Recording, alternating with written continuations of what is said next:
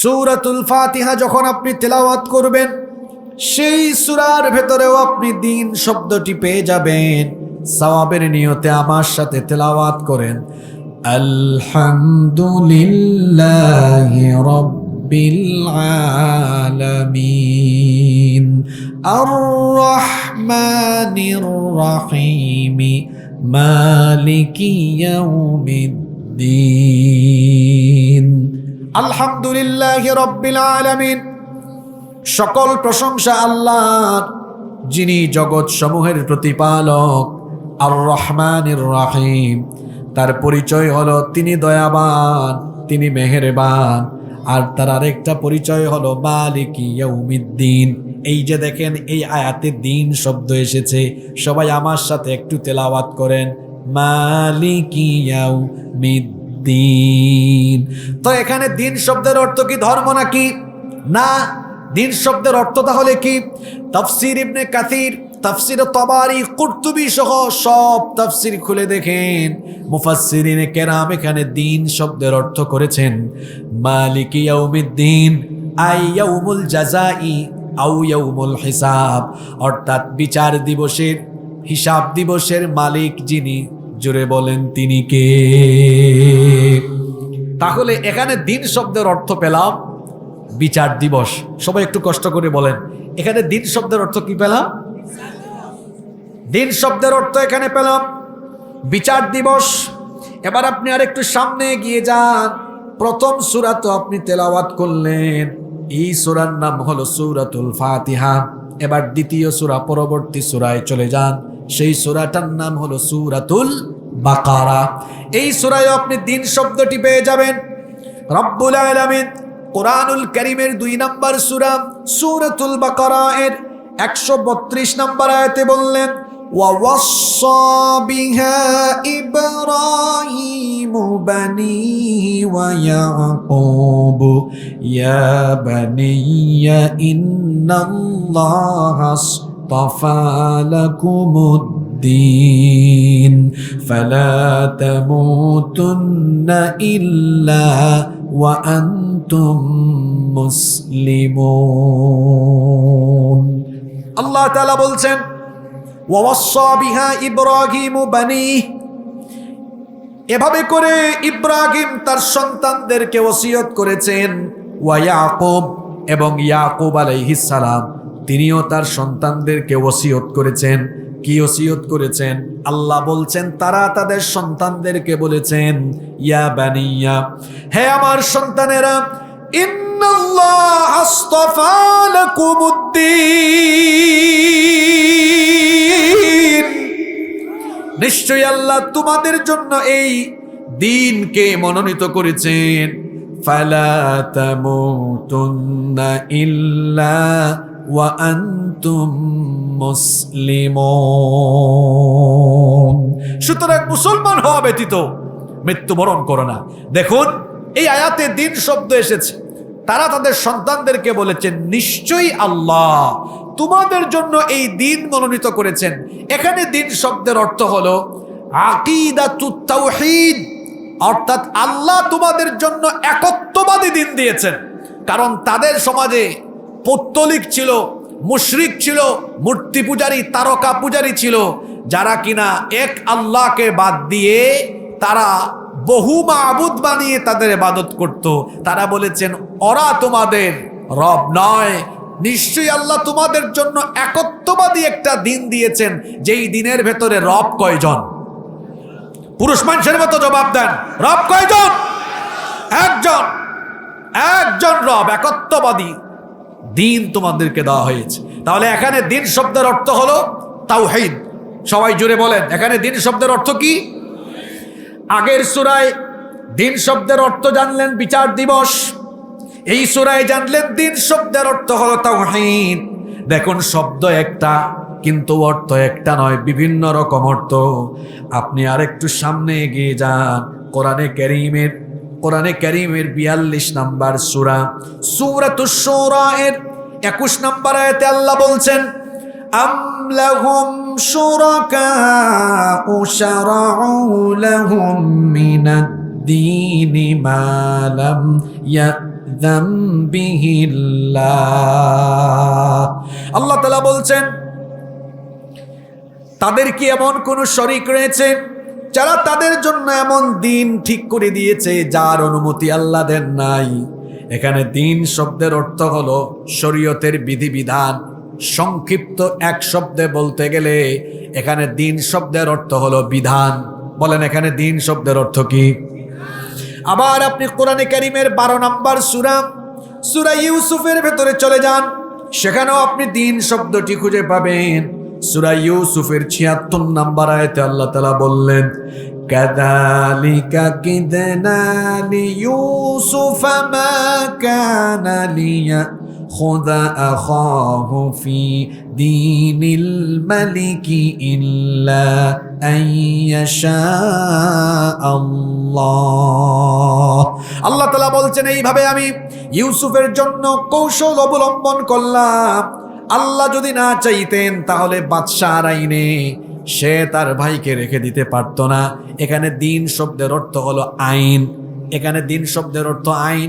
আর যে আয়াতের ঘটনাটা বললাম সেটা হলো এই, ইউসুফ আলাইহিস সালাম, তার বাবা হলেন ইয়াকুব আলাইহিস সালাম। তিনি তাকে অত্যন্ত মহব্বত করতেন। ইউসুফ আলাইহিস সালামের আরো 10 ভাই ছিল। অন্য মায়ের ঘরের 10 ভাই ছিল। এটা তারা সহ্য করতে পারছিল না, তারা এটা পছন্দ করতে পারছিল না। এই জন্য ইউসুফ আলাইহিস সালামকে তারা হত্যার উদ্দেশ্যে একদিন ঘর থেকে বের করে নিয়ে গেল। তারপরে সেখানে তারা একটা কুয়ার মধ্যে তাকে ফেলে দিল। তারা ভেবেছিল সাঁতার না জানা ছোট্ট ইউসুফ হয় এই অন্ধকার কুয়ার ভেতরে মারা যাবেন, অথবা কেউ তাকে এখান থেকে উঠালেও গোলাম বানিয়ে নিয়ে বিক্রি করে দিবে, এমনটা ভেবে তারা ফেলে দিয়েছিল। কিন্তু আল্লাহ তাআলা তার কুদরতি পরিকল্পনায় সাঁতার না জানা ছোট্ট সেই ইউসুফকে সেই অন্ধকার কুয়ার মধ্যে হেফাজত করলেন। আল্লাহ তাআলা এমনভাবে তাকে বাঁচালেন। আল্লাহ সেখান থেকে তার কুদরতি পরিকল্পনায় ইউসুফ আলাইহিস সালামকে উঠায়া একটা কাফেলার মাধ্যমে মিশরে নেওয়ার পরে ওখান থেকে আজিজে মিশর তাকে ক্রয় করলেন। তারা চেয়েছিল তাদের ভাইকে তারা হত্যা করে ফেলবে, মেরে ফেলবে। আর আল্লাহ তাআলা তার কুদরতি পরিকল্পনার মাধ্যমে ইউসুফ আলাইহিস সালামকে অন্ধকার কুয়া থেকে উঠায়া মিশরের রাজ পরিবারে ঢুকায় দিয়া একেবারে রাজ পরিবারের সুযোগ সুবিধা নিয়ে বড় হওয়ার ব্যবস্থা করে দিলেন। আল্লাহ যাকে চান অসহায়ত্ব থেকে আল্লাহ তার জন্য সুন্দর ব্যবস্থাপনা করতে পারেন কিনা? আল্লাহ যাকে চান তাকে আল্লাহ ক্ষমতা থেকে নামাতে পারেন। আল্লাহ যাকে চান তাকে আবার ক্ষমতার মধ্যে বসায় দিতে পারেন। বলেন তো, সব ক্ষমতার মালিক যিনি, তিনি কে? পুরুষ মানুষের মতো জবাব দেন, সকল ক্ষমতার মালিক যিনি, তিনি কে? ইউসুফ আলাইহিস সালাম এবার তিনি বেড়ে উঠেছেন। লম্বা কাহিনী। একটা পর্যায়ে তিনি মিশরের রাষ্ট্র পরিচালনার দায়িত্ব পেয়ে গেলেন। অন্যদিকে তার ভাইয়েরা কেনান থেকে অভাব লাগার কারণে তারা মিশরে এসেছিল। আসার পরে আরেকবার আসার সময় নিয়ে আসবা, যদি নিয়ে আসতে পারো তাহলে তোমাদেরকে সাহায্য আরো বাড়িয়ে দিব। পরবর্তী সময়ে তারা বিনিয়ামিনকে নিয়ে এসেছিল। বিনিয়ামিনকে তিনি তার কাছে রেখে দেওয়ার জন্য একটা কৌশল অবলম্বন করেছিলেন। বিনিয়ামিন যাওয়ার সময় তার ব্যাগের ভেতরে একটা পানপাত্র ঢুকিয়ে দিয়েছিলেন। কারণ সেই সময় আইন ছিল, যদি বাদশার কোনো জিনিসপত্র কেউ নিয়ে যায়, বাদশা চাইলে তাকে দাস হিসাবে রেখে দিতে পারেন। এই জন্য তিনি বাদশাহী আইনে তার ভাইকে রেখে দেওয়ার জন্য এই পরিকল্পনা গ্রহণ করেছিলেন। তার ভাইয়ের ব্যাগের মধ্যে পানপাত্র ঢুকিয়ে দিয়েছিলেন। এই কথাটাই আল্লাহ এই আয়াতে এভাবে বলছেন, কাযালিকা কিদনা লিইউসুফা মা কানা লিয়াখুযা আখাহু ফি দীনিল মালিকি ইল্লা আন ইয়াশা আল্লাহ। আল্লাহ বলছেন, এইভাবে করে আমি ইউসুফের জন্য কৌশল অবলম্বন করলাম। আমি আল্লাহ যদি না চাইতাম তাহলে বাদশাহী আইনে তার ভাইকে সে রেখে দিতে পারতো না। তার ভাইকে রেখে দেওয়ার জন্য এই পরিকল্পনা মাথার মধ্যে যিনি ঢুকিয়ে দিয়েছেন, জুড়ে বলেন তিনি কে? সূরা ইউসুফের ভেতরেও দিন শব্দ আমরা পেলাম। এখানে দিন শব্দের অর্থ হলো আইন।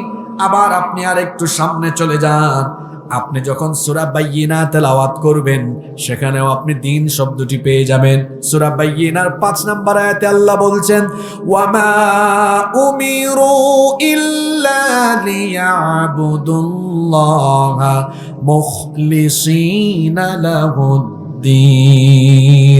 হুনাফা ওয়া ইউকিমুস সালাতা ওয়া তুয-যাকাতা ওয়া যালিকা দীনুল কাইয়্যিমা।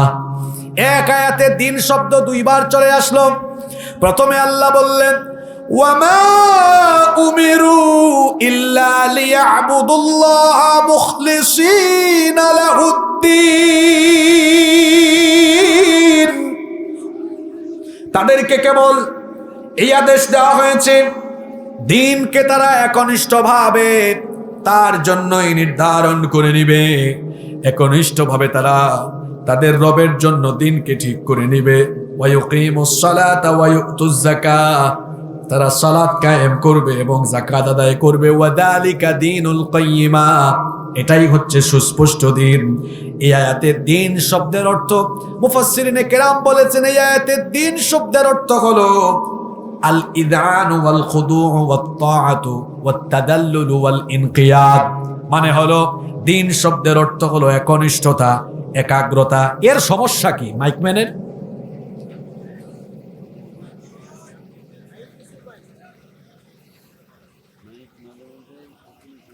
তাই তো তোমাকে না বললাম যে ডিলে, রিভার্ব, মাস্টার সবে অ্যাডজাস্ট করে সাউন্ড দেওয়ার জন্য, কথা কানে যায় না।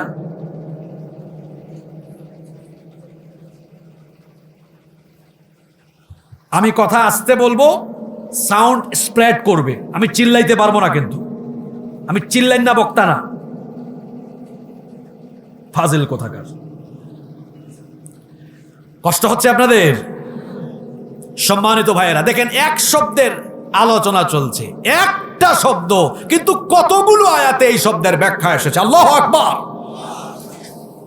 এখানে দিন শব্দের অর্থ হচ্ছে একাগ্রতা, একনিষ্ঠতা।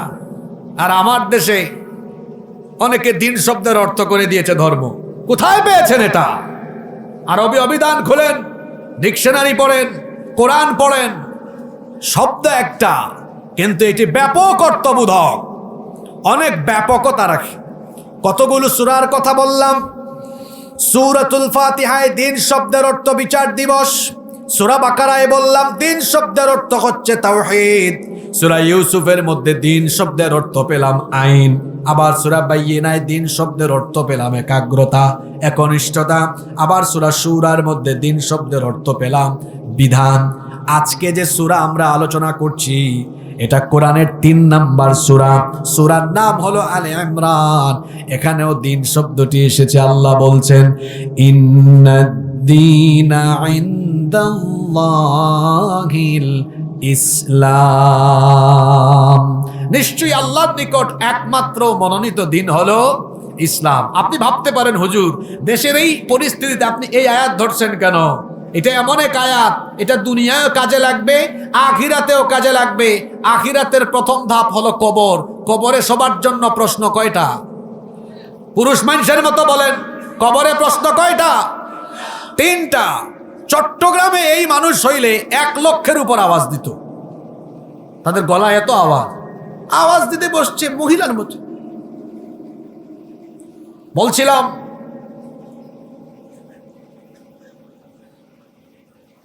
কোন জায়গায় ছিলাম আমরা? না সেটা তো বলেছি। হ্যাঁ, কবরের প্রশ্ন। কবরের প্রশ্ন সবার জন্য কয়টা? 3টা। না বলে বলেন 3টা, স্পষ্ট করে বলেন কয়টা? 3টা। প্রথম প্রশ্ন আমার রব্বুকা, তোমার রব কে? দ্বিতীয় প্রশ্ন বলেন তো কি? জোরে বলেন। মা দিনুকা। আজকে দিনের আয়াত এমনি এমনি ধরি নাই। দুনিয়ায় যারা দিন বুঝে, দিনের পথে চলবে না, কবরে এরা দিন সম্পর্কে প্রশ্নের উত্তর দিতে পারবে না। এরা আটকে যাবে, ধরা খাবে। আপনি একটু পরে বুঝবেন কেন এই আয়াত ধরেছি। দিন এখানে সূরা আলে ইমরানে বলা হচ্ছে ইন্নাদ-দীনা ইনদাল্লাহিল ইসলাম। নিশ্চয়ই আল্লাহর নিকট একমাত্র মনোনীত দিন হলো ইসলাম। এখানে দিন শব্দের অর্থ কি? এখানে দিন শব্দের অর্থ মুফাসসিরিনে কেরাম করেছেন আন-নিযামুল কাউনি আল কামিল ওয়াল খালি মিনান নকস, অর্থাৎ পরিপূর্ণ, সম্পূর্ণ, কমপ্লিটেড, যেটাকে আমরা বলতে পারি এভাবে যে কমপ্লিট কোড অফ লাইফ, পরিপূর্ণ জীবন বিধান। তাহলে এখানে দিন শব্দের অর্থ হলো, যদি বলেন হুজুর এত লম্বা কথা মনে রাখতে পারবো না, সংক্ষেপে বলেন, তাহলে সংক্ষিপ্ত কথা হলো জীবন ব্যবস্থা। কথা বুঝে থাকলে এবার বলেন এখানে এই আয়াতে দিন শব্দের অর্থ কি? জীবন ব্যবস্থা মানে কি? এখানে শব্দ হলো দুইটা, একটা শব্দ জীবন আর একটা শব্দ ব্যবস্থা, একটু সংযোগ আছে। জীবন মানে কি? What is life? জীবন কি?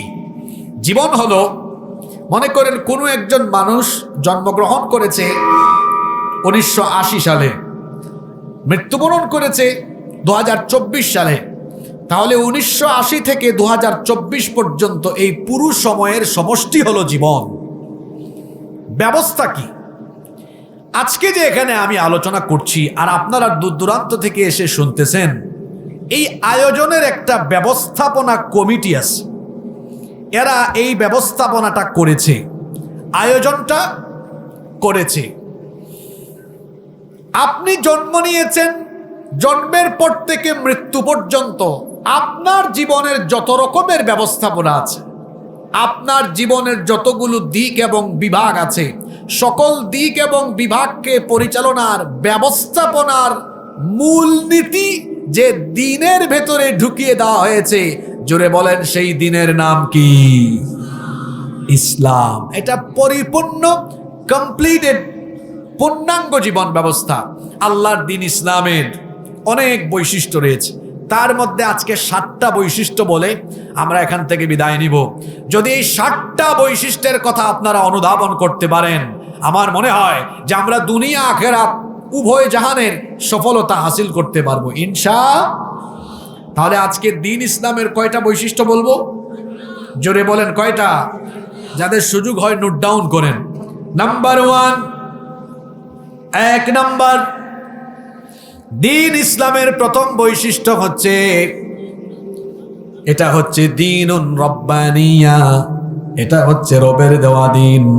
দিন ইসলামের ভেতরে যত বিধিবিধান আছে, কোন নবী রাসূল কিংবা ফেরেশতারা নিজেরা বানিয়ে এখানে কোনো কিছু ঢুকান নাই, বরং দিন ইসলামের যত বিধান আছে সকল বিধান কার? আস্তে বলবেন না, জোরে বলেন, দিন ইসলামের সকল বিধান কার? এই যে দিন ইসলামের প্রধান উৎস কোরআন, এই কোরআনের ভেতরে আমার নবী কিংবা ফেরেশতা জিবরিল কেউ কিছু ঢুকিয়ে দিতে পারেন নাই, বরং এই কোরআনের ভেতরে যা কিছু আছে কোরআনের বাণী। জোরে বলেন কার বাণী? কাফিরেরা বলা বলি করতে লাগলো, আমাদের চোখের সামনে শিশুকাল, শৈশবকাল, যৌবনকাল পেরিয়ে তারা বলল মুহাম্মদ, আমরা বলি সাল্লাল্লাহু আলাইহি ওয়াসাল্লাম, এখন বড় হয়েছে, এখন বলে তার কাছে নাকি ওহী আসে, আল্লাহর তরফ থেকে তার কাছে নাকি ওহী নাজিল হয়। এটা আমরা বিশ্বাস করি না। তারা বলতে লাগলো নিশ্চয়ই সেটি বানিয়ে নিজে নিজে রচনা করে। আল্লাহ তাআলা জবাব দিয়ে দিলেন, ওয়ামা ইয়ানতিকু আনিল হাওয়া ইন হুয়া ইল্লা ওয়াহয়ুন ইউহা। আমার নবী তার মনোবৃত্তির অনুসরণ করে নিজে নিজে বানিয়ে কোনো কথা বলেন না, বরং আমার তরফ থেকে যা ওহী আসে তাই তিনি বলেন। নবী যা বলেন সবগুলো কথা কার কথা? আস্তে বলবেন না, জোরে বলেন কার কথা? আল্লাহ আরো বললেন, আমার নবী যদি নিজে থেকে কোনো কিছু কোরআনে ঢুকিয়ে দিতেন, ওয়ালাউ তাকাওয়ালা আলাইনা বা'দাল আকাওয়িল লাআখাযনা মিনহু বিল ইয়ামিন সুম্মা লাকাতা'না মিনহুল ওয়াতিন। আমি বলি নাই, এমন কোন বিষয় যদি আমার নামে আমার নবী কোরআনে ঢুকিয়ে দিতেন, তাহলে আমি আমার নবীর এই ডান হাতকে চেপে ধরতাম, আর নবীর এই কণ্ঠ নালীটাকে আমি আল্লাহ কেটে ফেলে দিতাম। আল্লাহু আকবার। তার মানে হলো কোরআনের ভেতরে যা আছে সবগুলো কথা কার কথা?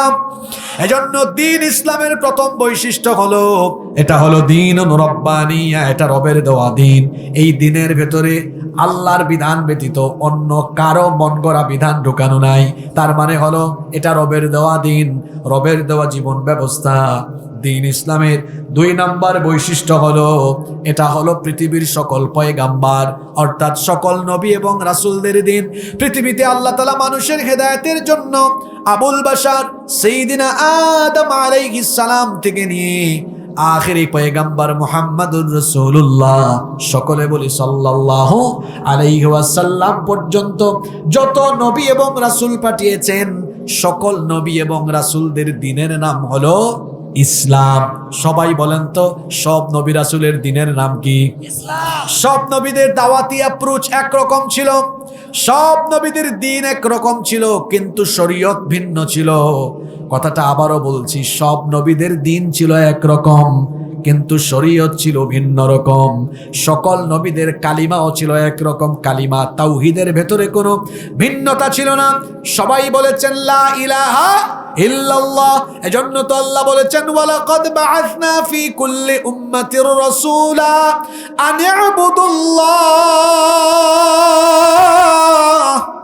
অবশ্যই আমি সকল জাতিগোষ্ঠীর জন্য রাসূল পাঠিয়েছি। তাদের দাওয়াতি অ্যাপ্রোচ, দাওয়াতি সম্ভাষণ একরকম ছিল।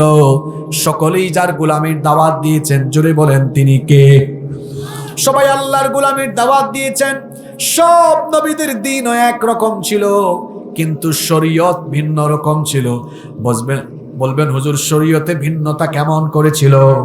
যেমন আদম আলাইহিস সালামের শরীয়ত ছিল তার জামানায় ভাই বোনকে বিয়ে করতে পারত, কারণ তখন তো এত জনসংখ্যা ছিল না। এই জন্য এক গর্ভের ছেলে আরেক গর্ভের মেয়েকে বিয়ে করতে পারত, তার শরীয়তে সেটা জায়েজ ছিল। কিন্তু বলেন তো আমাদের শরীয়তে এটা জায়েজ আছে নাকি? কথা বলেন না কেন, জায়েজ আছে নাকি? এইরকম পূর্বের নবীদের শরীয়তে অনেক কিছু জায়েজ ছিল যেটা আমাদের শরীয়তে জায়েজ নাই। তার মানে হলো নবীদের শরীয়ত ভিন্ন রকম ছিল, কিন্তু সব নবীদের দ্বীন ছিল কয় রকম? সবাই বলেন কয় রকম? সবার দ্বীন ছিল একরকম, দ্বীন ছিল একটাই, আর সেই দ্বীনের নাম হলো ইসলাম। এজন্য রব্বুল আলামিন কোরআনুল কারীমের 42 নম্বর সূরা সূরাতুশ শুরা এর 13 নম্বর আয়াতে বললেন শারা'a লাকুম মিনাদ-দীনি মা ওয়াসসা বিহি নূহান ওয়াল্লাযী আওহাইনা ইলাইকা ওয়া মা ওয়াসাইনা বিহি ইব্রাহিমা ওয়া মূসা ওয়া ঈসা আন আকিমুদ্দীন ওয়া লা তাতাফাররাকু ফীহি। আল্লাহ তাআলা বলছেন তোমাদের জন্য সেই দিনকে বিধিবদ্ধ করে দেওয়া হয়েছে যার নির্দেশ ইতিপূর্বে নূহ আলাইহিস সালামকেও দেওয়া হয়েছিল। ওগো আমার হাবিব, আপনার কাছে যে ওহী পাঠানো হয় এই ধারা নতুন নয়, এই ধারা পুরাতন। এর আগে এই রকম করে ওহী দেওয়া হয়েছে ইব্রাহিমকে, মূসাকে, ঈসাকে আলাইহিমুস সালাম, তাদেরকেও এভাবে ওহী দেওয়া হয়েছে। আর তাদেরকেও আপনার মতো একই রকম হুকুম করা হয়েছে। তাদেরকে বলা হয়েছিল আন আকিমুদ্দীন, আমার জমিনে আমার দ্বীন প্রতিষ্ঠা করো। সকলের দ্বীন ছিল একরকম, 2 রকম বা ভিন্ন রকম ছিল না। তাহলে বলেন তো দেখি, এই আয়াত থেকে যে বার্তা আমরা পেলাম, সকল নবীদের দ্বীন ছিল একটা। সবাই বলেন তো দেখি সেই দ্বীনের নাম কি? সব নবীরা দ্বীনের ক্ষেত্রে এক ছিলেন, ভিন্ন ছিলেন না। আলহামদুলিল্লাহ, নবীগণের ওয়ারিস উলামা মাশায়েখরা তারাও এখন আল্লাহর দ্বীনকে সামনে রেখে ঐক্যবদ্ধ হয়ে যাচ্ছেন, ঐক্যবদ্ধ হয়ে গিয়েছেন।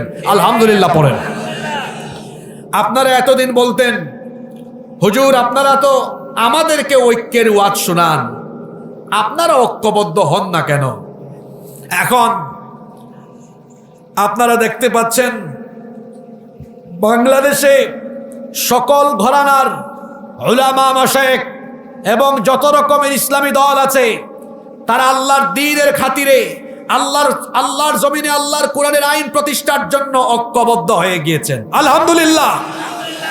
কওমি আলিয়া, হানাফি, দেওবন্দি, কি জামাত, কি হেফাজত, কি খেলাফত, কি জমিয়ত, কি অন্যান্য দল, আল্লাহর দ্বীনের জন্য আমরা সবাই এখন সীসা ঢালা প্রাচীরের মতো ঐক্যবদ্ধ হয়ে গিয়েছি। আলেমদের ঐক্যের এই সুন্দর চিত্র যখন বাংলাদেশে পরিস্ফুটিত হয়েছে, তখন ভারতীয় আধিপত্যবাদী শক্তি দিল্লি এবং ভারতের পাঁচটা গোলামদের মাথা খারাপ হয়ে গিয়েছে। আমরা আল্লাহর কোরআনের ভাষায় তাদেরকে জবাব দিচ্ছি, মুতু বিগাইদিকুম, তোমাদের জ্বালাপুড়া নিয়ে তোমরা মরে যাও, আমাদের কিচ্ছু করার নাই। আমরা এতকাল আলেম ওলামারা আলাদা আলাদা ছিলাম, আমরা বুঝতে পেরেছি ইসলাম বিরোধীরা আমাদেরকে আলাদা দেখলে তারা খুশি। আমরা আল্লাহর দ্বীনের স্বার্থে এখন ঐক্যবদ্ধ হয়ে গিয়েছি।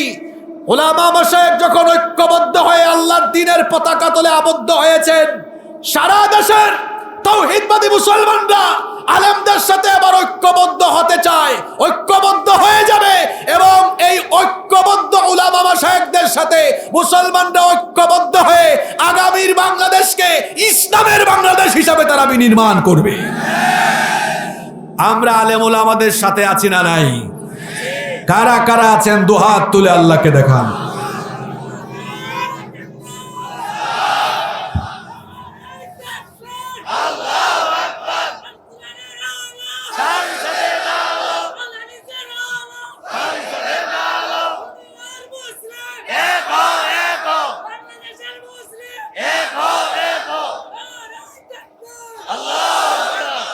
এক হয়ে যেতে হবে, এক হয়ে যেতে হবে, এক না হয়ে আর উপায় নাই। কারণ আমাদের প্রভু কয়জন? মানুষের মতো জবাব দেন। আমাদের রব কয়জন?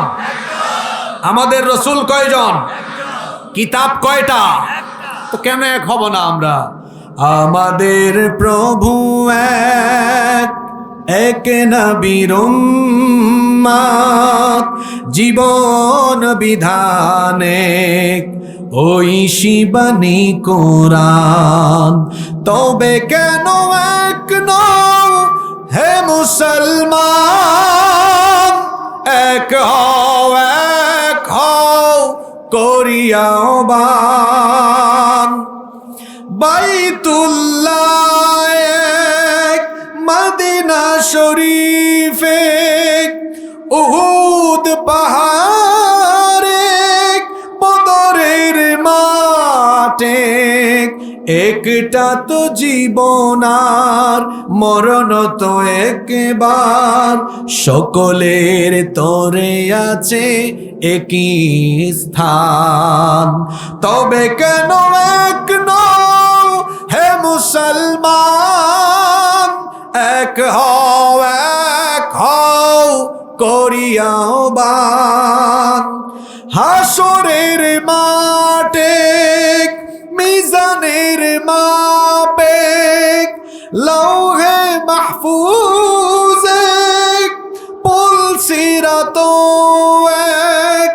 একটা তো চাঁদার একটাই সূর্য, ধরাতে নিয়ম মেনে আলো করে দান।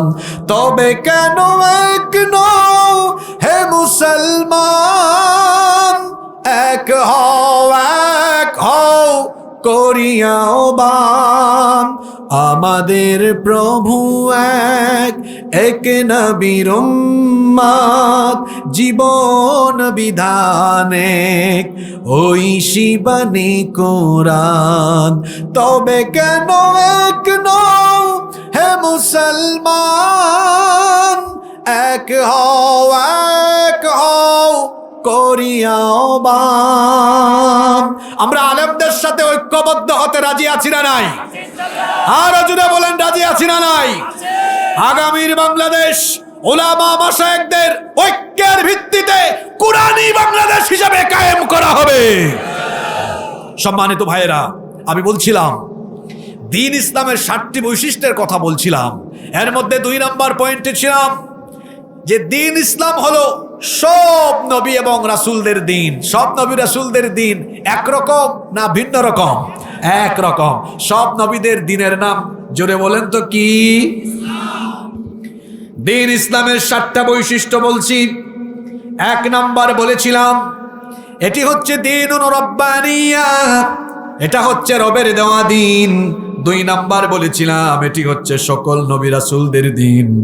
3 নাম্বার হলো এটি হলো বিজয়ী দ্বীন। আল্লাহর দ্বীনকে এই পৃথিবীতে কেউ পরাভূত বা পরাজিত করতে পারবে? দ্বীন ইসলামকে কেউ মুছে দিতে পারবে না।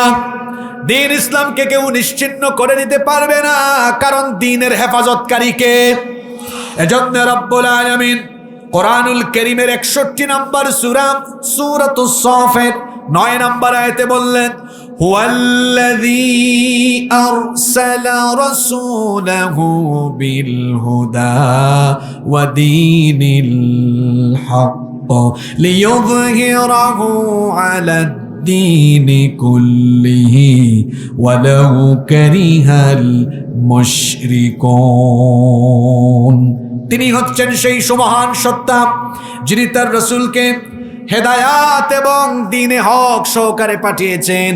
কেন পাঠিয়েছেন? লিইয়ুযহিরাহু আলাদ দ্বীনি কুল্লি, যাতে করে দুনিয়ায় যত ধরনের মতাদর্শ আছে সকল পথ মতের উপরে তিনি যেন ইসলামকে বিজয়ী আদর্শ হিসেবে প্রতিষ্ঠা করতে পারেন। এই জন্য রাসূলকে এই দায়িত্ব যিনি তিনি পাঠিয়েছেন তিনি কে? এটা বিজয়ী দিন।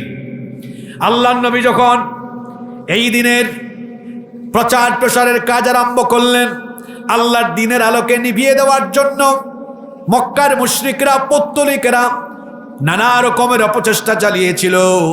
আল্লাহর নবীকে তারা আজে বাজে ভাষায় গালিগালাজ আরম্ভ করেছিল। কাফিরদের সেই গালিগালাজের ভাষাগুলো কোরআনে আল্লাহ উঠিয়ে দিয়েছেন। তারা আল্লাহর নবীকে গালি দিয়েছিল সাহির, তারা বলেছিল নবীজিকে জাদুকর, বলেছিল কাযযাব, মিথ্যাবাদী। তারা নবীজিকে বলেছিল মাজনুন, বলেছিল পাগল, বলেছিল শাইর, বলেছিল কবি, বলেছিল কাহিন, নবীজিকে গণক বলেছিল। কোরআন নাজিলের যুগে যার উপরে কোরআন নাজিল হয়েছে তাকেই কাফিররা গালি দিয়েছে। গালিগালাজের এই ধারাবাহিকতা কিন্তু এখনো বন্ধ হয় নাই। এখনো যারা নবীদেরকে অনুসরণ করে কোরআনের কথা বলে কোরআনের আদর্শ প্রচার করে, এই যুগের কোরআন বিরোধীরা এখনো কোরআনওয়ালাদেরকে গালিগালাজ করে। তারা এই খাসলত, তাদের বাপদাদার স্বভাব তারা ধরে রেখেছে। গালির জায়গায় আছে, শুধু মডেলটা, ভার্সনটা আপডেট হয়েছে। দেখবেন প্রতি বছর আইফোন বের হয় এক নামে, কিন্তু ভিন্ন ভিন্ন মডেল বা ভার্সন আছে। 12, 13, 14, 15, 16, এখন চলে 17, কিন্তু নাম হলো আইফোন। নাম ঠিক আছে, শুধু ভার্সন বা মডেল চেঞ্জ হয়েছে। কোরআন নাজিলের যুগে কোরআন বিরোধীরা কোরআনওয়ালাদেরকে গালি দিত। 1500 বছর পরে এখনো দেখবেন আপনার সমাজে, এমনকি গোটা পৃথিবীতে কোরআন বিরোধীরা কোরআনওয়ালাদেরকে গালিগালাজ করে। গালির খাসলত ঠিক আছে, শুধু গালির নমুনাটা একটু চেঞ্জ হয়েছে। কেমন চেঞ্জ হয়েছে শুনেন। 1500 বছর আগে 1500 বছর আগে কোরআন বিরোধীরা কোরআনওয়ালাদেরকে বলতো কবি, গণক, জাদুকর, মিথ্যাবাদী। আর এই গালিটা আপডেট হতে হতে হতে হতে এখনকার যুগে কোরআন বিরোধীরা কোরআনওয়ালাদেরকে যে গালিগুলো দেয় সেটা হলো মৌলবাদী, জঙ্গিবাদী, ধর্ম ব্যবসায়ী, রাজাকার, স্বাধীনতা বিরোধী। এইসব গালি আর বাংলাদেশে খাবে না। রাজাকার বলার দিন শেষ। এটা বাংলাদেশে আর খাবে না। আপনার মতের সাথে না মিললেই গালি দেয়, এরকম আছে না নাই? আমারও অনেক জায়গায় বলেছি। আশ্চর্য কথা, ওই যে চুয়াডাঙ্গায় একবার এক থানার ওসি মাহফিল বন্ধ করে দিয়েছে। এক সময় পুলিশেরা মাহফিল বন্ধ করতো, আর এখন পুলিশেরা মাহফিল এসে পাহারা দেয়। ওয়াতিলকাল আইয়ামু নুদাউলিহা বাইনান নাস। এভাবে সময়ের চাকা ঘুরিয়ে দেন কে? জোরে বলেন, ঘুরিয়ে দেন কে? ক্ষমতায় থাকলে অনেকে দিশেহারা হয়ে যায়, ডানে বামে পুলিশ নিয়ে চলাফেরা করে আর মনে করে হামসে বড় কোন হে। আরে ভাই, ক্ষমতায় আছেন বলে পুলিশ আপনাকে হাত পাও দিয়া স্যালিউট মারে, ক্ষমতা চলে গেলে এই পুলিশ আবার হাত পা দুটা দিয়া পিটাবে। এই জন্য ক্ষমতার ঠেলায় অহংকারী হওয়া যাবে না। অহংকারীদের পরিণতি কখনো ভালো হয়। আমার দেশে এক দাম্ভিক নারী ছিল না? জোরে বলেন, ছিল না? কি অহংকারী ছিল, বলে পালাবো না, এই দেশ আমার। তারপরে ঠিকই কি করেছে, এই মহিলার খাসলত ভালো না, এটা আগেও পালাইছে কয়েকবার। কখনো ভালো মানুষ তার দেশ ছেড়ে পালায় না। পালায় কারা? চোর ডাকাতেরা পালায়, ভালো মানুষেরা কখনো পালায় না। সম্মানিত ভাইয়েরা, আমি বলছিলাম আল্লাহর নবীকে গালিগালাজ করলো, নির্যাতন করলো, নিপীড়ন করলো, বহু সাহাবীদের জীবনেরা কেড়ে নিল, বহু সাহাবীরা শহীদ হলেন। ইসলামের আলোকে নিভিয়ে দেওয়ার জন্য সেই সকল পৌত্তলিক কাফেরেরা কি অপচেষ্টাই না চালালো, কিন্তু তারা আল্লাহর দ্বীনকে জমিন থেকে কি নিশ্চিহ্ন করতে পেরেছে? জোরে বলেন, পেরেছে? রব্বুল আলামিন বলছেন, ইউরিদুনা লিইউতফিউ নূরাল্লাহি বিআফওয়াহিহিম ওয়াল্লাহু মুতিম্মু নূরিহি ওয়ালাউ কারিহাল কাফিরুন। তারা চায় তাদের মুখের ফুৎকার দিয়ে আল্লাহর দ্বীনের আলোকে তারা নিভিয়ে দিতে, কিন্তু আল্লাহ বলছেন না, এটা তারা পারবে না, বরং আমার দ্বীনের আলোকে আমি পরিপূর্ণ করব। কারণ দ্বীন ইসলামের হেফাজতের দায়িত্ব যিনি নিয়েছেন তিনি কে? দ্বীন ইসলামের 3 নম্বর বৈশিষ্ট্য হলো এই দ্বীনের আলোকে কেউ নিভাতে পারবে না, এই দ্বীনকে কেউ মুছে দিতে পারবে না, বরং আল্লাহর দ্বীনের বিরুদ্ধে গিয়ে যারা আল্লাহর দ্বীনের বিরুদ্ধে অবস্থান নিয়ে দ্বীন ইসলামকে মুছে দিতে চাইবে, তারা সমূলে মুছে যাবে, ধ্বংস হয়ে যাবে, তাদের অস্তিত্ব পর্যন্ত থাকবে না। তাহলে দ্বীন ইসলামের 3 নম্বর বৈশিষ্ট্য পেলাম, এটা বিজয়ী দিন। জোরে বলেন তো, এটা কি দিন? আমি একটু পেছন থেকে রিভিশন করছি। বলেছিলাম দ্বীন ইসলামের প্রথম বৈশিষ্ট্য হলো এটা হচ্ছে রবের দেওয়া দিন। 2 নাম্বার বলেছিলাম এটা সকল নবী রাসূলদের দিন। 3 নাম্বার বললাম এটা হলো বিজয়ী দিন। 4 নাম্বার হলো এটা হলো চূড়ান্ত দিন। এই দিনের পরে আর কোনো দিন পৃথিবীতে আসবে, এটা হলো ফাইনাল, এটা হলো চূড়ান্ত। সুতরাং মানুষ যদি দুনিয়া আখিরাতে মুক্তি পেতে চায়, তাহলে এই দিনের পুঙ্খানুপুঙ্খ অনুসরণ করতে হবে। এই দিনকে বাদ দিয়ে কেউ যদি অন্য কোনো পথ মতের অনুসন্ধান করে, সেই লোক দুনিয়া এবং আখিরাত উভয় জায়গায় ক্ষতিগ্রস্ত হয়ে যাবে। এজন্য রব্বুল আলামিন কোরআনুল কারীমের 3 নম্বর সূরা আলে ইমরানের 85 নম্বর আয়াতে বললেন, وَمَن يَبْتَغِ غَيْرَ الْإِسْلَامِ دِينًا فَلَن يُقْبَلَ مِنْهُ وَهُوَ فِي الْآخِرَةِ مِنَ الْخَاسِرِينَ। যেই ব্যক্তি ইসলাম বাদ দিয়ে অন্য কোনো দ্বীনের তালাশ বা অনুসন্ধান করবে, সেটা তার কাছ থেকে গ্রহণ করা হবে না। এবং ইসলাম বাদ দিয়ে অন্য কোনো মত, পথ বা আদর্শ যারা গ্রহণ করবে, সে যেন জেনে রাখে আখিরাতে সেই ব্যক্তি ক্ষতিগ্রস্ত হয়ে যাবে। আমার দিকে তাকা, বড় গুরুত্বপূর্ণ পয়েন্টে কথা হচ্ছে। আল্লাহ বলছেন কেউ যদি আল্লাহর দেওয়া দ্বীন বাদ দিয়ে অন্য কোনো পথ, মত কিংবা আদর্শ গ্রহণ করে, দুনিয়াও যাবে, ধ্বংস হবে, আখিরাতও ধ্বংস হবে। আল্লাহর দ্বীন ইসলাম আসার পরে অন্য কোনো পথ, মত বা আদর্শের অনুসরণ করা যাবে। এজন্য আল্লাহর নবী বলেছেন, হাদিসটি মুসনাদে আহমদ এবং বাইহাকি শরীফে বর্ণিত হয়েছে। আল্লাহর নবী বলেছেন, ওয়ালাউ কানা মূসা হাইয়ান, আমি পৃথিবীতে আসার পরে, আমার কাছে কোরআন নাজিল হওয়ার পরে এখন যদি মূসা নবীও জীবিত থাকতেন, মা ওয়াসিআহু ইল্লাত্তাবাই, তিনি এখন আমারই অনুসরণ করতেন। বলেন তো, মূসা নবীকে আল্লাহ একটা কিতাব দিয়েছিলেন, সেই কিতাবের নাম কি? তাওরাত। সবাই বলেন সেই কিতাবের নাম কি? শুনেন, আল্লাহর নবী বলেছেন, আমার কাছে কোরআন নাজিল হওয়ার পরে এখন যদি মুসা নবীও দুনিয়ায় থাকতেন তাহলে তিনি তার কাছে নাজিল হওয়া তাওরাতের অনুসরণ করতে পারতেন না। কারণ কোরআন নাজিল হওয়ার পরে অন্যান্য সকল বিধিবিধানকে রহিত কিংবা বাতিল করে দিয়েছেন কে? এজন্য আল্লাহর নবী বলেছেন, এখন যদি মুসা নবীও জীবিত থাকতেন তিনিও এখন কোরআনের অনুসরণ করতেন। আমার নবী মুসা নবীর উদাহরণ দিলেন। আর আমার অবাক লাগে, আমাদের দেশের আবুল কালাম আব্দুস সাত্তার, সে কিনা আল্লাহর দেওয়া বিধানকে বাদ দিয়ে তাগুতের তৈরি করা, শয়তানের তৈরি করা, মানুষের তৈরি করা, তার নেতা আর নেত্রীর তৈরি করা আদর্শ বাস্তবায়নের জন্য সে তার শরীরের ঘাম ঝরায়, সামর্থ্য শক্তি, সে তার রক্ত জীবন এগুলো বিনিয়োগ করছে কপাল পোড়া। সে জানে না আল্লাহর দিন বাদ দিয়ে অন্য কোনো পথ আর মতের অনুসরণ করলে, অন্য কোনো পথ আর মতের তালাশ করলে দুনিয়াও ধ্বংস হবে, আখিরাতও ধ্বংস হবে। আল্লাহর দিন ইসলাম বাদ দিয়ে অন্য কোনো পথ মত কিংবা আদর্শকে গ্রহণ করা যাবে। যদি আপনি গ্রহণ করেন আখিরাতে ক্ষতিগ্রস্ত হয়ে যাবেন। আপনার শরীরের সবটুকু শক্তি সামর্থ্য, শরীরের শক্তি সামর্থ্য, ঘাম, রক্ত, জীবন এগুলো একমাত্র যার জন্য বিনিয়োগ করতে হবে, জুড়ে বলেন তিনি কে? কারণ আপনার জানের মালিক আপনি নন, মালের মালিকও আপনি নন। এই জন্য চাইলেই জান আর মাল যে কোনো জায়গায় আপনি খরচ করতে পারবেন না। এই জানমাল যিনি দিয়েছেন, জানমাল একমাত্র তার পথেই খরচ করতে হবে।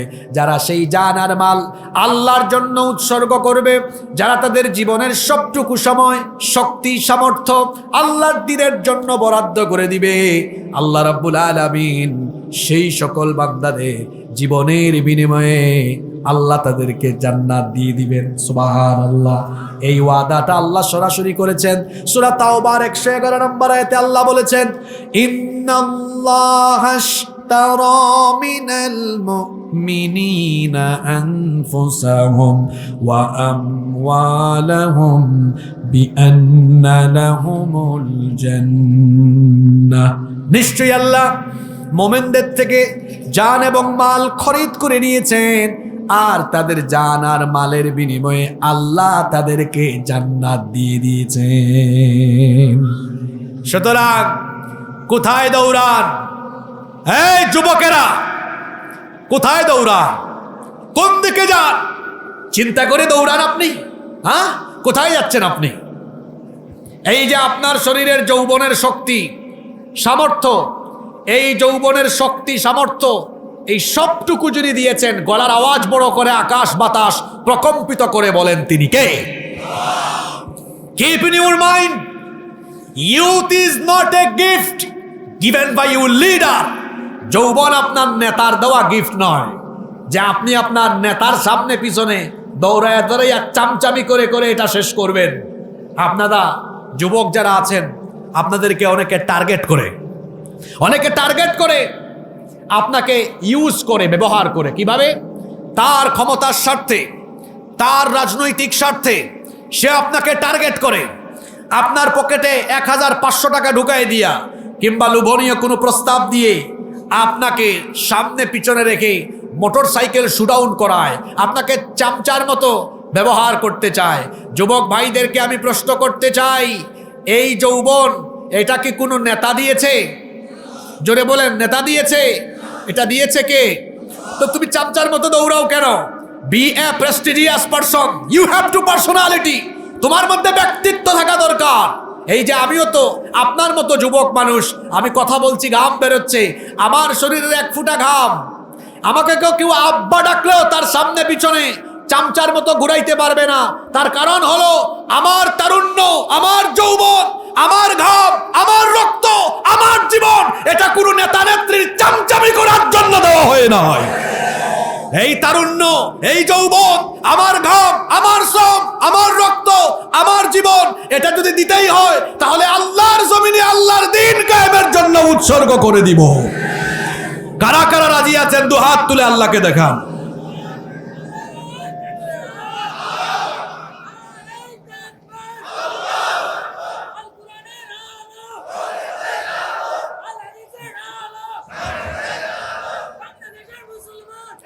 যা বললাম তা যেন মনে থাকে। চামচামি করবেন না, বরং শরীরের গাম, তারুণ্য, যৌবনের শক্তি এটা কোরআনের মিছিলে দিবেন, আল্লাহর দ্বীনের জন্য দিবেন। কোরআন হাদিস যেখানে আমরা আছি, কোরআন হাদিস নাই যেখানে আমরা নাই। শোনেন, সৎ সঙ্গে স্বর্গবাস, অসৎ সঙ্গে সর্বনাশ। এক লোক আতরের দোকানে ঢুকেছে, আতর কিনে নাই, কিন্তু 10 মিনিট আতরের দোকানে ছিল। বলেন তো তার শরীরে আতরের সুবাস লাগবে কি লাগবে না? আরেক লোক বিড়ি সিগারেট খায় না, কিন্তু রাস্তায় এক বিড়িখুরের সাথে কুলাকুলি করছে, শরীরে কিসের গন্ধ লাগবে? এটা কেন বলেছি?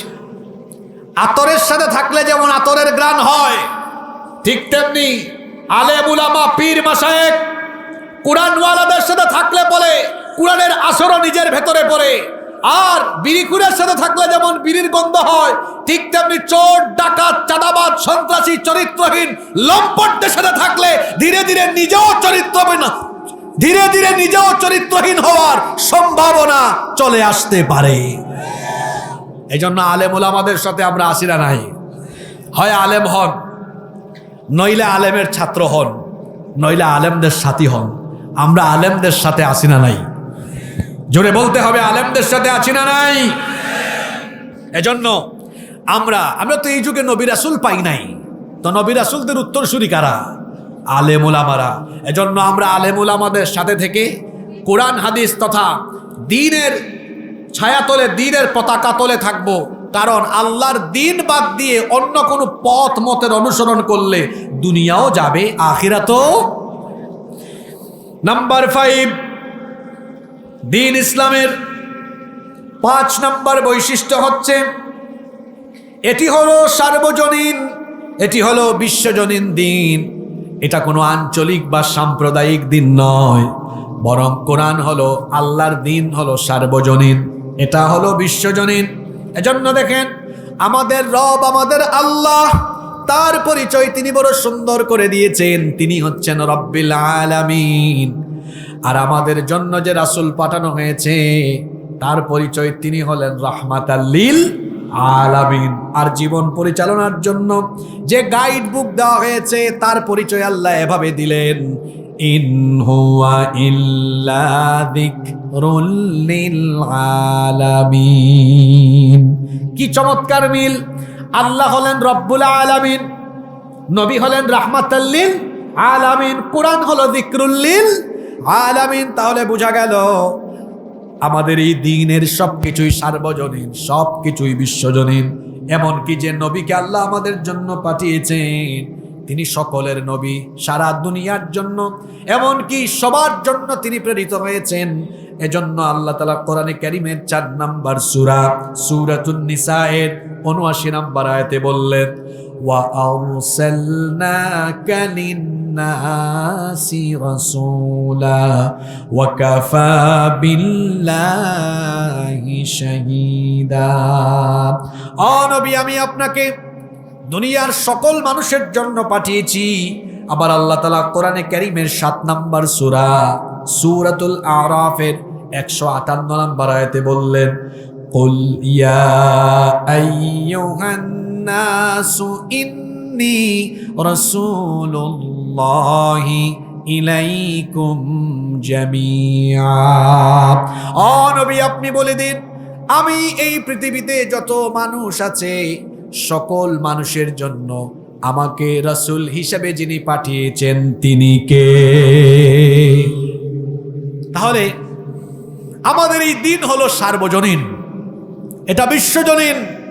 এই দ্বীনের ভেতরে সকলের জন্য কল্যাণ রয়েছে। এমনকি যারা মুসলমান হয় নাই, অমুসলিম, তাদের জন্য এই দ্বীনের ভেতরে কল্যাণ আছে না নাই? জোরে বলেন, কল্যাণ আছে না নাই? এই দ্বীন যদি সর্বত্র প্রতিষ্ঠিত হয়, যারা এখনো অমুসলিম তারাও এই কল্যাণের ভাগীদার হবে। আমাদের পাশের দেশ থেকে মাঝে মাঝে উস্কানি দেওয়া হয় যে বাংলাদেশে নাকি মৌলবাদের উত্থান হয়ে যাচ্ছে। এই বাংলাদেশে যদি দ্বীন প্রতিষ্ঠা হয়ে যায়, তাহলে অমুসলিম যারা হিন্দু, বৌদ্ধ, খ্রিস্টান, সংখ্যালঘু যারা আছে, তাদের অবস্থা খারাপ হয়ে যেতে পারে। এদের কথা শুনলে মনে হয় আরে বাপরে বাপ, মায়ের চেয়ে মাসির দরদ যেন। নিজের চরকায় তেল দাও, নিজের চরকায় তেল দাও। তোমাদের দেশে 20 কোটি মুসলমানদের উপরে তোমরা কি ধরনের নিপীড়ন চালিয়েছো তা দুনিয়ার মানুষ জানে। আমাদেরকে সাম্প্রদায়িক সম্প্রীতির সবক দিও না। আমরা এই দেশে সাম্প্রদায়িক সম্প্রীতি রক্ষা করে চলছি, চলবো। কোনো অমুসলিমকে কষ্ট দেওয়া, জুলুম করা, তার বাড়িঘর লুটপাট করা, তার উপর রাহাজারি করা, কোনো অমুসলিমের উপাসনালয় ধ্বংস করে দেওয়া, এই শিক্ষা কি ইসলাম আমাদেরকে দেয়? জোরে বলেন, এই শিক্ষা কি ইসলাম আমাদেরকে দেয়? বরং ইসলাম আমাদেরকে সম্প্রীতি শিখায়, ইসলাম আমাদেরকে শৃঙ্খলা শিখায়। ইসলামই আমাদেরকে শিখিয়েছে কোনো বিধর্মীর উপাস্যকে গালি দিও না, তাদের উপাসনালয়ে হামলা চালিও না, তাদের উপরে জুলুম করো না, তাদের অধিকার নষ্ট করো না। এজন্য আমার দেশের যত অমুসলিম আছেন আমরা তাদেরকে বলতে চাই, এই দেশে যদি আল্লাহর দ্বীন প্রতিষ্ঠা হয় আপনাদের কোনো ধরনের দুশ্চিন্তা করার কোনো কারণ নেই। তার কারণ হলো মায়ের কোলে শিশু যেমন নিরাপদ, ঠিক তেমনি মুসলমানদের কাছে অমুসলিমরাও নিরাপদ। আমি বলছিলাম দ্বীন ইসলামের 5 নাম্বার বৈশিষ্ট্য হলো এটা সার্বজনীন, এটা হলো বিশ্বজনীন। নাম্বার 6 নাম্বার দ্বীন ইসলামের 6 নাম্বার বৈশিষ্ট্য হলো এই দ্বীন থেকে কোনো কিছু কেউ কোনোদিন কমাতে পারবে না, আবার এই দ্বীনের ভেতরে কোনো কিছু কেউ বাড়াতেও পারবে। বলেন তো, 1500 বছর হয়ে গেল কোরআন নাজিল হয়েছে, আজ পর্যন্ত কোরআনের কোনো বিধান কেউ কি বাড়াতে বা কমাতে পেরেছে নাকি? জুড়ে বলেন, পেরেছে নাকি?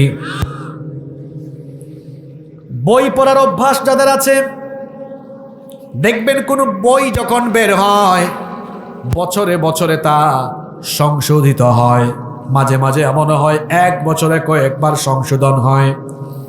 সংশোধন করতে গিয়ে সেখানে অনেক ইনফরমেশন, অনেক তথ্য পরিবর্তন হয়, পরিবর্ধন হয়, সংযোজন হয়, বিয়োজন হয়। কিন্তু 1500 বছর হয়ে গেল, আল্লাহর কোরআনের একটা আয়াত তো দূরের কথা, শব্দ তো দূরের কথা, অক্ষর তো দূরের কথা, একটা অক্ষরের নুক্তা পর্যন্ত পরিবর্তন সংযোজন বা বিয়োজন হয়েছে নাকি? জোরে বলেন তো, হওয়ার কোনো সম্ভাবনা আছে নাকি? 1500 বছর হয়েছে, এখনো এর ভেতরে কোনো সংশোধনী আসে নাই, আসবেও না। কিয়ামত পর্যন্ত এই কোরআন এভাবেই থাকবে, কারণ এই কোরআনের হেফাজতের দায়িত্ব যিনি সরাসরি নিয়েছেন, গলার আওয়াজ বড় করে বলেন তিনি কে? এজন্য রব্বুল আলামিন বলছেন, ইন্না নাহনু নাযালনা যিকরা ওয়া ইন্না লাহু লাহাফিযুন। নিশ্চয়ই এই কোরআন আমি নাজিল করেছি, আর এর হেফাজতের সবটুকু দায়িত্ব আমি নিজে নিয়েছি। কোনো পরিবর্তন হয়নি, হবেও না। আপনারা বলেন তো, এই বাংলাদেশে যে সংবিধান আছে রাষ্ট্র পরিচালনার জন্য, এই সংবিধান এখন পর্যন্ত সংশোধন হয়েছে মোট কতবার? কেউ জানেন না? বাংলাদেশের সংবিধান সংশোধন হয়েছে কয়বার? অ্যামেন্ডমেন্ট হয়েছে কয়বার? 17 বার। বাংলাদেশের জন্ম হয়েছে কত বছর? 54 বছর। 54 বছরে এটা সংশোধন হয়েছে কতবার? 17 বার। আপনাদের কি মনে হয় এটা যারা সংশোধন করে তারা আপনাদের ভাগ্যের কথা চিন্তা করে সংশোধন করে, না নিজেদের কথা আগে চিন্তা করে? এখনো বুঝেন নাই? যে যখন আইন পরিবর্তন সংযোজন বা বিয়োজন করে, সে তখন তার নিজের স্বার্থ, দলের কথা আগে বিবেচনা করে, এইটা হইলে আমি ক্ষমতায় বেশি দিন থাকতে পারবো কিনা, আমার সব ঠিকঠাক মতো চলতে পারবে কিনা, আমার চেলা চামুন্ডারা খাইতে পারবে কিনা, এই সকল দিক বিবেচনা করে তারপরে এটা সংশোধন হয়। কখনো আপনার জনগণের কথা চিন্তা করে এটা সংশোধন হয় না। সুতরাং আমি বলছি আপনাদেরকে, ভালো করে শোনেন, যারা নিজেদের ক্ষমতার স্বার্থে বারবার সংবিধান সংশোধন করে পাল্টায়, মানুষের তৈরি করা এই আইন দিয়ে কোনোদিনও মানুষের ভাগ্যের পরিবর্তন হবে না। মানুষের ভাগ্যের যদি পরিবর্তন চান, তাহলে অপরিবর্তনীয় আল্লাহর দেওয়া এই কোরআনের বিধানের কোনো বিকল্প নাই। এবার আসেন সর্বশেষ পয়েন্ট নিয়ে আমি কথা বলছি, দ্বীন ইসলামের 7 নম্বর বৈশিষ্ট্য। এটা বলার আগে আগের 6টা পয়েন্ট বলি। দ্বীন ইসলামের প্রথম বৈশিষ্ট্য এটা হলো দীনুর রব্বানিয়া, এটা রবের দেওয়া দিন। দ্বীন ইসলামের 2 নম্বর বৈশিষ্ট্য হলো এটা হলো সকল নবী রাসূলদের দিন। 3 নম্বর এটা হলো বিজয়ী দিন। 4 নম্বর এটা হলো চূড়ান্ত দিন। 5 নম্বর এটা হলো সার্বজনীন এবং বিশ্বজনীন। 6 নম্বর এটা হলো এমন এক দিন যার থেকে কেউ কিছু কমাতে কিংবা বাড়াতে পারবে। 7 নম্বর হলো দ্বীন ইসলামের 7 নম্বর বৈশিষ্ট্য হলো এটা হলো পরিপূর্ণ জীবন বিধান। যা যা দরকার মানুষের জীবন পরিচালনার জন্য, যা যা দরকার সবকিছু এই দিনের ভেতরে রয়েছে। এজন্য সূরাতুল মাইদার 3 নম্বর আয়াতে আল্লাহ বলছেন, বিদায় হজের দিনে এই আয়াত নাজিল হয়েছিল, আল ইয়াউমা আকমালতু লাকুম দীনাকুম ওয়া আতমামতু আলাইকুম নি'মাতি ওয়া রাদিতু লাকুমুল ইসলাম দীনা। আল ইয়াউমা আকমালতু লাকুম দীনাকুম, আজ আমি তোমাদের জন্য তোমাদের দিনকে পরিপূর্ণ করে দিলাম। ওয়া আতমামতু আলাইকুম নি'মাতি, আমার নিয়ামতকে তোমাদের জন্য সম্পূর্ণ করলাম। ওয়া রাদিতু লাকুমুল ইসলাম দীনা, এবং আমি রাজি হয়ে খুশি হয়ে ইসলামকে তোমাদের জন্য মনোনীত দিন করে দিলাম। আল্লাহ আয়াতে বলছেন, আমি তোমাদের জন্য এই দিনকে পরিপূর্ণ করে দিলাম, যা যা দরকার সব এই দিনের ভেতরে দিয়েছি। সুতরাং ইসলামে ঢুকলে তুমিও পুরাপুরি ঢুকো, কিছু ঢুকবা আর কিছু বাইরে থাকবা এমনটা হবে না। যেহেতু ইসলাম হলো পরিপূর্ণ, ইসলাম হলো পূর্ণাঙ্গ, এই দিন যেহেতু পরিপূর্ণ, সেহেতু তুমি যদি ইসলামের ভেতরে ঢুকো তো পরিপূর্ণ। কারীমের 2 নম্বর সূরা সূরাতুল বাকারা এর 208 নম্বর আয়াতে বললেন, ইয়া আইয়ুহাল্লাযীনা আমানু দুখুলু ফিস-সিলমি কাফা ওয়া লা তাত্তাবিউ খুতুওয়াতিশ শাইতান ইন্নাহু লাকুম আদুউম মুবিন। আল্লাহ তাআলা বলছেন, হে ঈমানদারেরা, পরিপূর্ণভাবে ইসলামে দাখিল হও, পূর্ণাঙ্গভাবে ইসলামে প্রবেশ করো। উদখুলু ফিস-সিলমি কাফা, পরিপূর্ণভাবে ইসলামে দাখিল হও। এমনটা যেন না হয় ইসলামের কিছু মানো আর কিছু মানো না, এমনটা যেন না হয়। খুব ভালোভাবে কথাগুলো শুনেন। আপনার এলাকায়, আপনার সমাজে এমন বহু মানুষ আপনি পাবেন যারা ইসলামের কিছু মানে কিছু মানে না। এই রকম বহু মানুষ আপনি পাবেন। যেমন নামাজের কথা বলা হয়েছে, আজান হলে সে নামাজে যায়, কিন্তু বলা হয়েছে সুদ খায়, ওরা কিন্তু সুদও খায়। দেখবেন সুদখোর বহু নামাজি বিভিন্ন এলাকায় আছে না নাই? নামাজে যায়, অফিসে আবার ঘুষও খায়, এরকম ঘুষখোর নামাজিও আপনি পাবেন। তার মানে দেখা গেল নামাজের ক্ষেত্রে ইসলাম মানে, কিন্তু তার মুআমালাতের ক্ষেত্রে ইসলাম মানে না। দেখা যায় অনেক বাড়িতে বিয়ে শাদী হয়, বিয়ে শাদীর সময় তারা নাপাক গান বাজনা বাজায়া এরপরে বিয়ের অনুষ্ঠানকে আরো বেশি শয়তানি উপকরণ দিয়ে ভরপুর করে তুলে। বলেন তো এই রকম ঘর বাড়ি আছে না নাই? ওইদিকে নামাজও পড়ে, মাহফিলে ওয়াজও শুনতে আসে, অন্যদিকে আবার গান বাজনা বাজায়া বিয়ে শাদীর অনুষ্ঠানও করে। এই লোকটা ইসলামের কিছু মানে আর কিছু মানে না। এইভাবে করে কিছু মানবেন কিছু মানবেন না, এমনটা করা যাবে না। যে আল্লাহর হুকুম মতো আমি নামাজ আদায় করব, সে আল্লাহর হুকুম মতো আমি আবার আমার পরিবার চালাবো। যে আল্লাহর বিধান মতো আমি রমজান মাসে রোজা রাখবো, সে আল্লাহর বিধান মতো আমি আমার ব্যবসা বাণিজ্য পরিচালনা করব। যে আল্লাহর বিধান মতো আমি যাকাত দিব, হজের সময় হজ করব, সে আল্লাহর বিধান মতো আমি আমার আইন অঙ্গন চালাবো, রাজনৈতিক অঙ্গন চালাবো, অর্থনৈতিক অঙ্গন চালাবো। এটা যদি আমি করি তাহলে আমি মুমিন, এটা যদি আমি না করি তাহলে আমার পরিচয় কি?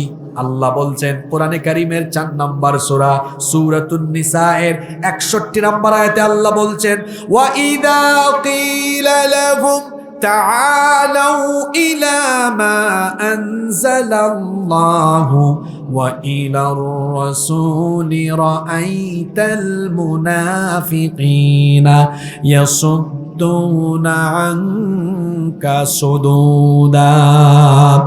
আর যখন এদেরকে বলা হয় আসো, আল্লাহ যা নাজিল করেছেন আল্লাহর বিধানকে পুঙ্খানুপুঙ্খ অনুসরণ করো, আল্লাহর রাসূলের তরিকা অনুসরণ করো, ও নবী আপনি তখন দেখবেন রাআইতাল মুনাফিকিনা ইয়াসুদ্দুনা আনকা সুদুদা, তখন আপনি দেখবেন মুনাফিক শ্রেণীর লোক যারা তারা আস্তে করে পাশ কাটিয়ে চলে যায়। তাহলে আল্লাহ পরিচয় করায় দিলেন কোরআনের যারা কিছু মানে কিছু মানে না, এরা মুমিন নয়। আল্লাহ এদের পরিচয় দিয়েছেন এরা হলো, ঘুমায় গেছেন নাকি? যারা কোরআনের কিছু মানে কিছু মানে না, আল্লাহ এদের পরিচয় দিয়েছেন এরা হলো মুনাফিক। মুনাফিক হলো আল্লাহর সৃষ্টির সবচাইতে খারাপ, কারণ হলো এরা এমন, এদের মুখে একটা ভিতরে থাকে আরেকটা। কাফিরের চাইতেও মুনাফিক খারাপ, কারণ কাফিররা যাবে জাহান্নামে, মুনাফিকেরা যাবে জাহান্নামের তলদেশে। নমরুদ ফেরাউনের চাইতেও মুনাফিক খারাপ। মুনাফিক কারা? মুনাফিক এটা কিন্তু মুসলমানের সমাজে বাস করে কেউ যদি বলে হুজুর আমি হিন্দু দেখবো, অনেক হিন্দু দেখবো ভারতে যান, খ্রিস্টান দেখবো আমেরিকায় যান, বৌদ্ধ দেখবো চীনে যান, মায়ানমারে যান, ইহুদি দেখবো, তাহলে আপনি ইসরায়েলে যান। কেউ যদি বলে হুজুর আমি মুনাফিক দেখবো, কোন দেশে যাব?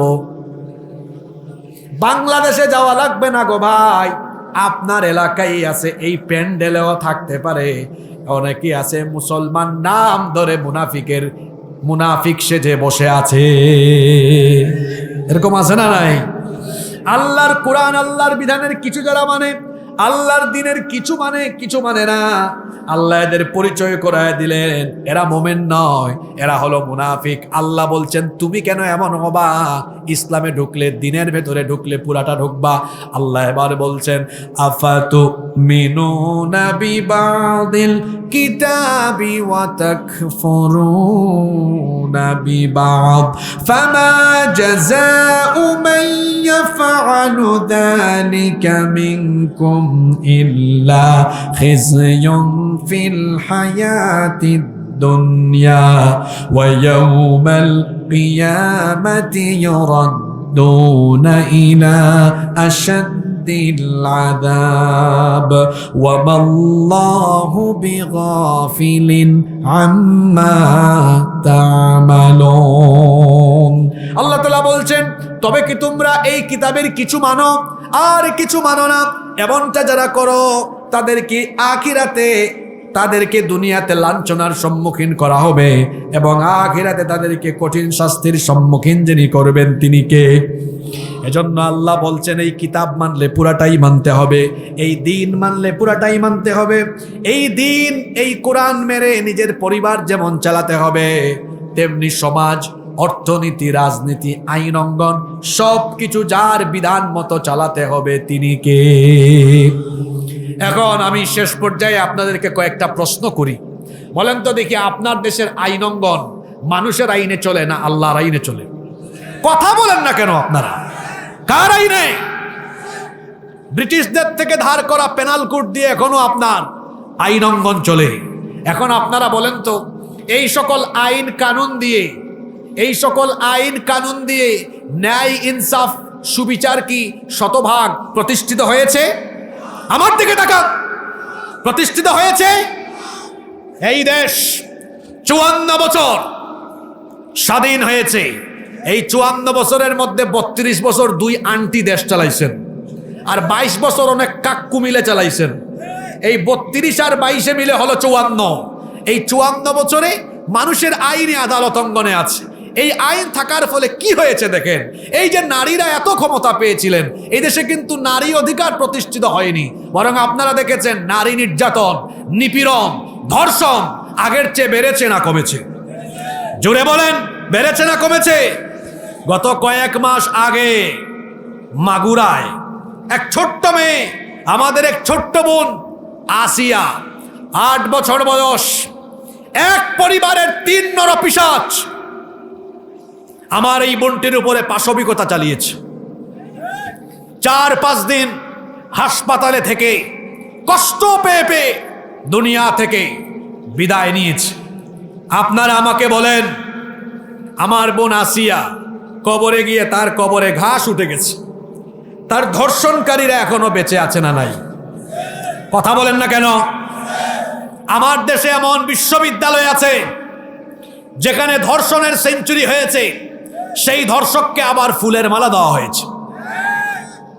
আমার দেশে এমন ব্যবসায়ী আছে ধর্ষণের দায়ে অভিযুক্ত, কিন্তু টাকার গরমে আইনকে তার জুতার তলায় ফেলে দিয়েছে, কিচ্ছু হয় নাই। আমার দেশে এমন রাজনীতিবিদ আছে ধর্ষণের দায়ে অভিযুক্ত, ক্ষমতার ঠেলায় আইনকে চেপে ধরে রেখেছে, তার কিছুই হয় নাই। এবার জোরে বলেন তো, আদালতে আল্লাহর আইন না মানুষের আইন? জোরে বলেন, কার আইন? এ কেমন আইন যে আইন থাকার ফলে ধর্ষিতা কবরে চলে যায় আর ধর্ষক বেঁচে থাকে? এ কেমন আইন যে আইন থাকার ফলে ধর্ষিতা আত্মগোপনে গিয়ে এক সময় আত্মহত্যা করে চলে যায় আর ধর্ষক সাদা পায়জামা পাঞ্জাবি পরিধান করে ফুলের মালা গলায় দিয়ে হাঁটে? যেই সমাজে এমন আইন থাকলে পরে ধর্ষিতা কবরে যায় আর ধর্ষক বুক ফুলাইয়া হাঁটতে পারে, সেই আইনের মুখে আমি লাথি মারি। এবার আপনারা বলেন, সেই আইন মানুষের তৈরি করা আইনের পরিবর্তে সেখানে যদি আল্লাহর কোরআনের আইন থাকতো, তো আল্লাহর কোরআনে ধর্ষকের শাস্তি কি? রজম, মৃত্যুদণ্ড। কিরকম মৃত্যুদণ্ড? যে কারাগারের ভেতরে হবে আর কেউ দেখবে না, এমনটা নয়। আল্লাহ কি বলেছেন? ওয়াল ইয়াশহাদু আযাবাহুমা তাইফাতুম মিনাল মুমিনিন। এদের শাস্তি দেওয়া হবে কিছু মানুষের সামনে, মানুষ এটা দেখবে। এই যে এখন আমার বক্তব্য অনেকে লাইভ টেলিকাস্ট করছে, আল্লাহ বলছেন এই ধরনের চরিত্রহীন লম্পটদের শাস্তি যখন হবে মানুষ এটা দেখবে, প্রয়োজনে এটা লাইভ টেলিকাস্ট হবে, লাইভ মৃত্যুদণ্ড হবে। আপনারা আমাকে বলেন, এই দেশে যদি একজন ধর্ষকের বিচার মানুষের চোখের সামনে করা হতো, যদি সত্যিকার অর্থেই একজন ধর্ষকের শাস্তি কোরআন মোতাবেক মানুষের চোখের সামনে রজম বা মৃত্যুদণ্ড দেওয়া হতো, তাহলে এই দেশে আর ধর্ষক বাড়তো? জোরে বলেন, বাড়তো? এক বিচার থেকে বাদবাকি লম্পটরা তারের মতো সুদা হয়ে যেত। এখন আপনারা আমাকে বলেন, আমাদের মেয়েদের, আমাদের নারীদের ইজ্জত আব্রু হেফাজতের জন্য, নারীর অধিকার প্রতিষ্ঠার জন্য মানুষের তৈরি করা আইন উত্তম না আল্লাহর আইন উত্তম? জোরে বলতে হবে, কার আইন? শেষ কথা বলি, মানুষকে আপনি যতই বুঝান না কেন, মানুষ পেটে আগে খাবার চায়। ক্ষুধা মুক্ত, দারিদ্রতা মুক্ত, সচ্ছল স্বনির্ভর সমাজ প্রতিষ্ঠার জন্য আল্লাহর দেওয়া যে যাকাতের ফর্মুলা রয়েছে, এই যাকাত ভিত্তিক এই অর্থনৈতিক ফর্মুলা গ্রহণ করলে পরে মানুষের অর্থনৈতিক মুক্তি মিলবে। সুতরাং শেষ কথা সংক্ষেপে বলতে চাই, আমাদের মুক্তির জন্য, অধিকার প্রতিষ্ঠার জন্য মানুষের তৈরি করা আইনকে লাথি দিয়ে বঙ্গোপসাগরে করে ফেলে আল্লাহর কোরআনের আইনকে গ্রহণ করে নিতে হবে। কারা কারা রাজি আছেন দুহাত তুলে আল্লাহকে দেখা।